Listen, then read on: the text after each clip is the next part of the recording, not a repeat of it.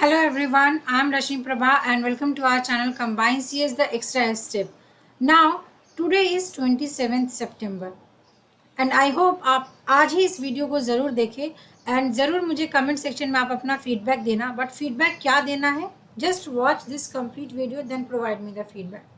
Now, as you all know, your examinations is going to be start from 6th October.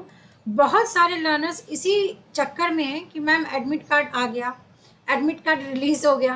अरे admit card आपका आ जाएगा, don't worry for it. अगर एक form भरा है, आपने करेक्शन किया है, तो एग्ज़ाम का एडमिट कार्ड भी आ जाएगा. Correct.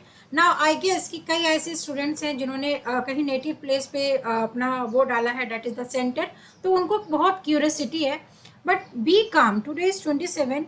It might be possible कि 30th सितंबर तक आपका एडमिट कार्ड आ जाएगा. तो still you have 5 days left for the shifting purpose. तो उन सारी बातों को ध्यान ना दें, सिर्फ अपने रिविजन पे ध्यान दें, because this 7 days is very critical and very crucial. मैं ऐसा बोलूँगी, the learners who are watching the video, if you are a professional, तो आप उस पूरे वीक अपने, अगर if possible then just take a leave for 1 week and just devote your maximum time, at least 10 hours in the proper revision, because that is this is, you have to think कि which is what is important for you right now. आपको college जाना है, students को पढ़ाना है, या फिर अगर आप अपना सिक लीव या अपने कैजुअल लीव या अगर आपने कुछ भी लीव लगाकर अगर आपने छुट्टी ले लिया and just you have gone for complete revision for your NTA examination, because you also know for your professional courses as a assistant professor आपका नेट क्वालिफाई होना बहुत ही इंपॉर्टेंट है. करेक्ट. सो जस्ट थिंक कि what you have to do in 7 days. आप छुट्टी ले सकते हो, अगर आप छुट्टी नहीं ले सकते देन आपको इफेक्टिवली अपना टाइम को मैनेज करना है.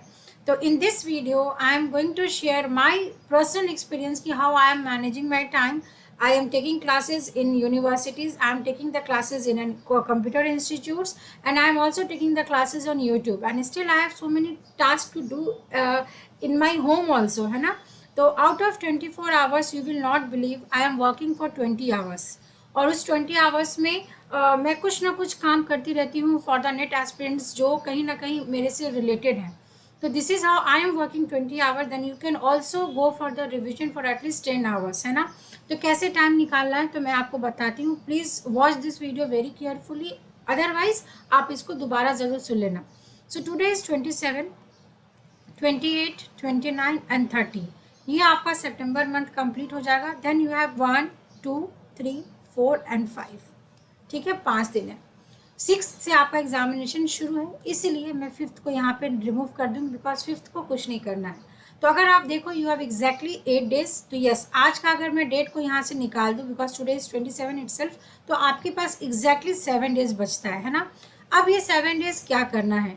तो अगर आप वर्किंग प्रोफेशनल हो, अगर आप स्टूडेंट हो, if you are so and so, I don't know कि कौन क्या कर रहा है कहाँ पे, बस यस, यहाँ पे आपको एक कंप्लीट मॉक टेस्ट देना है 150 का. यहाँ पे आपको 150 का मॉक टेस्ट देना है. That is mock test. Daily you have to give 7 mock test at least. See, अब इससे ज़्यादा तो आप नहीं कर सकते हो, तो एटलीस्ट आपको 7 मॉक टेस्ट देना है कंप्लीट, जिसमें आपके paper 1 as well as paper 2 होना ही चाहिए, है ना.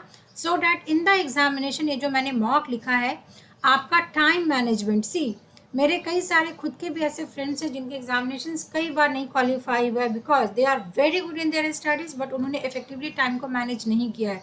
सो दिस इज़ द टाइम आपको ये फोकस करना है कि आउट ऑफ 180 मिनट्स आप कैसे इफेक्टिवली 150 क्वेश्चंस को देख रहे हैं, सॉल्व कर रहे हैं एंड एनालाइज कर रहे हैं, because you also know the length of the questions are very big in the examination from the last 2 years, है ना.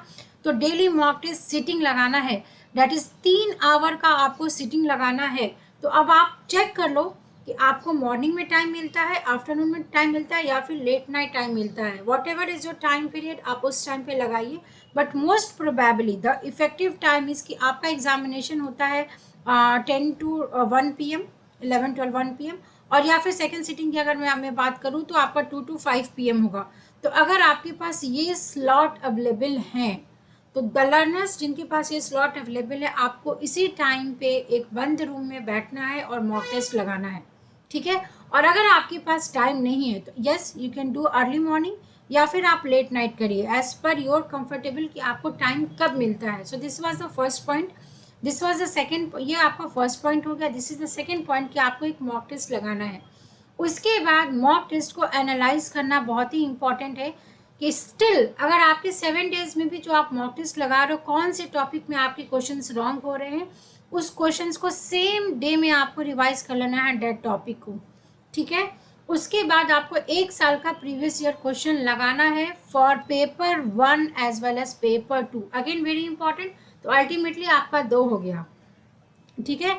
एक पेपर 1 का प्रीवियस ईयर क्यों लगाना है, तो अगर मैं यहाँ से शुरू करूँ, दैट इज आप कहाँ से शुरू कर सकते हैं, तो आप 2020 से शुरू करिए, देन 2019 से शुरू करिए, देन 2019 से शुरू करिए, 2018, 2018 and you can go for 2017 as well. So ये आपके सॉल्व हो जाने चाहिए previous year question, that is your 2017 से लेकर आपके 2020 तक आपके ये previous year question anyhow solve होना चाहिए। Now from the previous year question आपके क्वेश्चंस तो रिपीट नहीं होंगे, बट येस क्वेश्चंस का पैटर्न रिपीट होता है। इफ़ यू आर थिंकिंग कि ये क्वेश्चंस ऐसा नहीं पूछा जाता है, leave that question, because every time in the examination you will see कि अराउंड 6 to 7 क्वेश्चंस ऐसे होते हैं जो आपके टफ क्वेश्चंस होते हैं एंड जो कहीं से भी पूछ लेगा, that is the beyond the syllabus. तो उसके लिए आपको मेंटली वहाँ पे just you have to analyse the question and just attempt it, because there is no negative marking, तो अटेम्प्ट करना है। तो दिस इज द स्ट्रैटेजी। मैं यहाँ पे किसी को कोई टाइम टेबल नहीं बता रही हूँ, बस मैं ये बता रही हूँ कि आपको इस 7 डेज में क्या करना है। तो आपके पास ये चार्ट स्टिक होना चाहिए आपके सामने, और आज का दिन, दैट इज आज जो 27 है, आप आज के दिन लीव ले लो। तो आज के दिन लीव में आपको क्या करना है, ये चार्ट बनाइए, स्टिक करिए अपने वॉल पे and just right the time कि आप किस टाइम पे मॉक टेस्ट देंगे। तो इससे आपको ये पता चलेगा कि इन द कंप्लीट 24 आवर्स आपके पास कौन सा ड्यूरेशन इज फ्री, आपके पास कौन सा ड्यूरेशन फ्री है। इस टाइम को आप लिखिए, इस टाइम को आप लिखिए कि किस टाइम पे आप paper 1 as well as paper 2 पे फोकस करेंगे एंड प्रीवियस ईयर क्वेश्चन आप किस टाइम पे लगाओगे, ठीक है। नाउ ये जो एनालिसिस है और ये जो मॉक टेस्ट है ये आप अपने इन पे लगाओगे। अगर आपका कंप्यूटर साइंस सब्जेक्ट है, then I am going to start late night classes from 10 p.m. 10 p.m. से मैं लेट नाइट क्लासेस शुरू करने वाली हूँ फ्रॉम टुमारो ऑनवर्ड्स, जिसमें मैं 2020 से स्टार्ट करूँगी सारे 100 questions of paper 2 computer science. तो आप उसको ज़रूर अटेंड करिए and that is for the free learners as well as the paid learners. तो अगर आपको ऐसा लगता है कि आप टाइम नहीं निकाल पा रहे हैं, चीज़ों को नहीं रिवाइज कर पा रहे हैं, तो आप हमारे चैनल पे सब्सक्राइब करके रखिए and for the notification I am telling you the time 10 p.m. Is the fix time for the mock test. मैं 2020 से शुरू करूंगी एंड 2017 तक सारे क्वेश्चंस को सॉल्व करवाऊंगी। तो आप 10 p.m. पे खुद से लाइव आ जाइएगा, ठीक है। तो ये हो जाएगी प्रीवियस ईयर आपकी सॉल्व एंड यस आप मॉक टेस्ट ज़रूर लगाइए।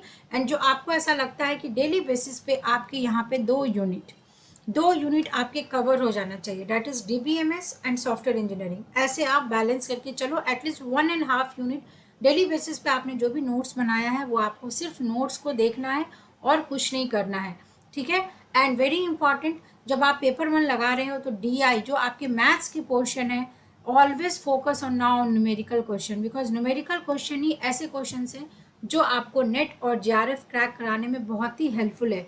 Because theory question are twisted, आपको ऐसा लगेगा कि answer option A is correct, but yes NTA will give the option B। So इसीलिए यू कांट से कि कौन सा ऑप्शन करेक्ट होगा। तो that is why numerical question हर एक के लिए सेम होता है, तो आप न्यूमेरिकल क्वेश्चन पे ज़रूर फोकस करें। तो ये मेरा 7 डेज़ का आपके लिए एक स्ट्रैटेजी होगा, या फिर मैं बता रही हूँ this is just my experience, my guidance, कि आप इसको फॉलो करें। And let me tell you personally, this is not about any paid content और कुछ भी ऐसा, कि ये मैंने अपने एक्सपीरियंस से सीखा है। बिकॉज मैंने भी एक टाइम में क्रैक नहीं किया है NTA, I am telling this openly. मैंने भी बहुत मेहनत किया है अपने एग्ज़ाम को क्रैक करने के लिए एंड फाइनली मैंने जब क्रैक किया था तो आई वॉज क्राइंग कि क्यों नहीं। व्हेन आप जब एग्ज़ाम सेंटर से आते हो ना तो यू आर वेरी गुड कि हाँ मेरा एग्ज़ाम अच्छा गया, but when you will see the result आपके सिली मिस्टेक की वजह से आपके एग्ज़ाम्स नहीं होते हैं। एंड मैंने इसको पर्सनली फेस किया है। मैंने ऐसे क्वेश्चंस मिस्टेक किया था जो कंप्यूटर साइंस के स्टूडेंट से एक्सपेक्टेड नहीं होते हैं। लाइक मैं टीसीपी आईपी के प्रोटोकॉल्स को मैच करने में प्रॉब्लम कर रही थी। The topic that is artificial intelligence, जिसको मैं इतना पढ़ाती हूँ, आर्टिफिशियल इंटेलिजेंस के मेरे क्वेश्चंस रॉन्ग होते थे। तो आई वॉज वेरी कॉन्फिडेंट कि मेरा ये क्वेश्चन सही है, but when I check the answers कि मेरे क्वेश्चंस रॉन्ग होते थे। तो ये जब आपके एग्जामिनेशंस नहीं क्रैक होते हैं तो आपको बहुत डिप्रेशन होता है। तो आप प्लीज़, इट्स माय रिक्वेस्ट कि ये 7 डेज आप ज़रूर मेहनत करें, पूरा अपना हार्ट एंड सोल, किसी और चीज़ पे ध्यान मत लगाइए, सब चीज़ को एक साइड इग्नोर करिए and just give your best this 7 days, so that कि आपका नेक्स्ट 6 मंथ आपका बेकार नहीं होना चाहिए कि मैं अगली बार फॉर्म भरूंगा और अगली बार एग्जाम दूंगा। नहीं, ये जो वर्ड है next, just forget this word for this 7 days. कभी भी दूसरा दिन नहीं आता है, जो करना है आज ही करना है, ठीक है। तो ये आपका आज वॉल पे बन जाना चाहिए। And yes, today we are again coming, आज मैं 10 PM पे अगेन लाइव आऊँगी विथ सम डिस्कशन, तो आप उसको अटेंड करिए सो दैट कि आपको कल से बैठने की आदत हो जाए मेरे साथ। And yes, on the 2 October I am going to organise it full length mock test, जिसके लिए आप इनरोल कर सकते हैं। तो इस वीडियो में इतना ही रखूँगी। And I will just pray कि आप सभी का नेट जेआरएफ क्लियर हो।